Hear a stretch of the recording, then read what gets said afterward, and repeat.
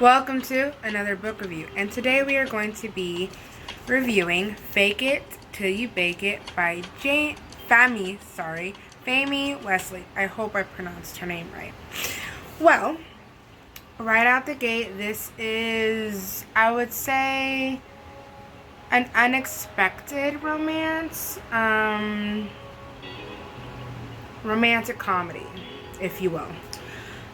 This was actually a spontaneous buy.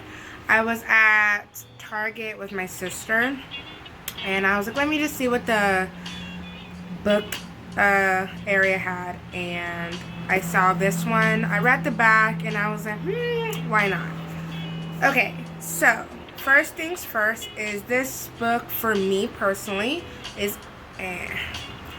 it was just, I don't know. It just didn't give me what it needed to give, per se. But as always, I'm getting ahead of myself. So, this story follows Fonda and Donovan. Fonda just got off of a reality show that's kind of like Bachelor-esque. She ended up being chosen at the very end, but she turned down the proposal of the doctor that was the Bachelor. So right now, Fonda's basically going through the repercussions of, turning down, America's choice, if you will. So, with that being said, without any spoilers, Fonda's basically trying to find her footing in the world after the show, with all the backlash of her turning down the proposal of such a romantic guy. She's, off of social media, trying to, find her footing. Her backstory is her family is more of the medical scientist type, not social media type.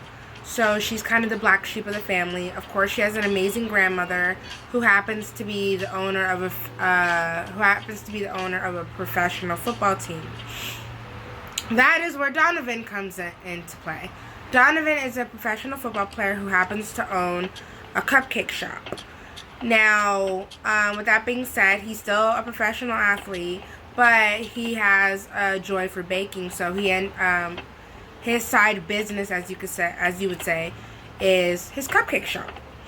Now, where they commingle. So, in order for Fonda to get her trust fund basically released to her grandmother, who's the owner of the football team that Donovan plays for, she has to get a job on her own, hold down a job that has nothing to do with, reality TV and so forth.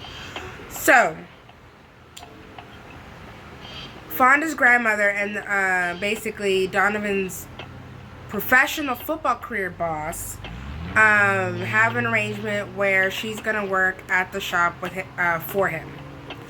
So that's what this book follows. It follows them working together, even though basically she is a firecracker, unpredictable, unexpectedly woman, and Donovan's more the precise rule book follower. Everything has to have a formula and a certain way to do things type of guy. So, with that aside, you're following them as they navigate, their day-by-day lives, in addition to working in his cupcake shop.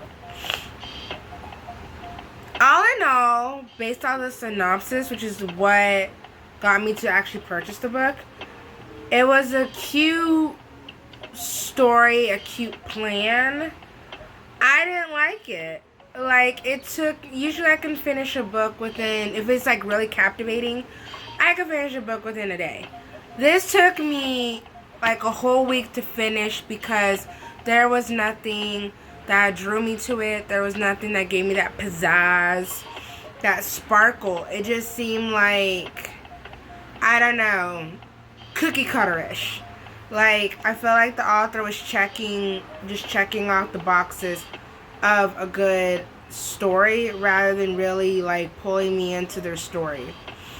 I thought Donovan was a cute character as a hero.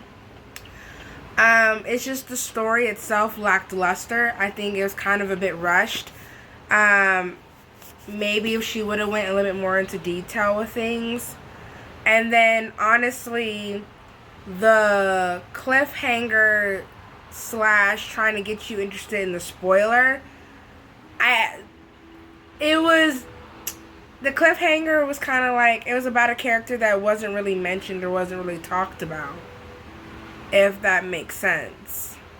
Like, it was just like thrown in there like, oh, like I was more interested in trying to see where they continued rather than hearing about one of the supporting characters. And the supporting characters were like afternotes. Like, it was like, oh,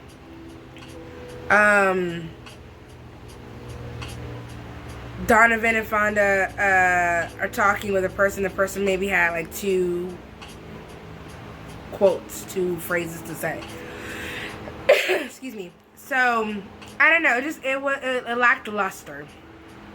If I had to rate this book, just 1 out of 5, not even putting in romance as a factor, I would give it like a 3.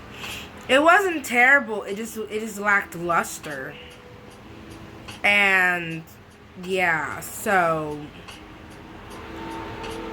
I would, like, if you saw it, and like, if basically this is the kind of book, if you got it as a gift, you'd read it, and you wouldn't be mad at it because you didn't spend your money on it, type of book. And then the spicy, I felt like it was forced in there. Like, it was like, oh snap, they haven't like done anything or kissed yet, throw that in there. It was like, I don't know, it seemed like an afterthought. But that's my review on Fake It Till You Bake It. Thanks for watching.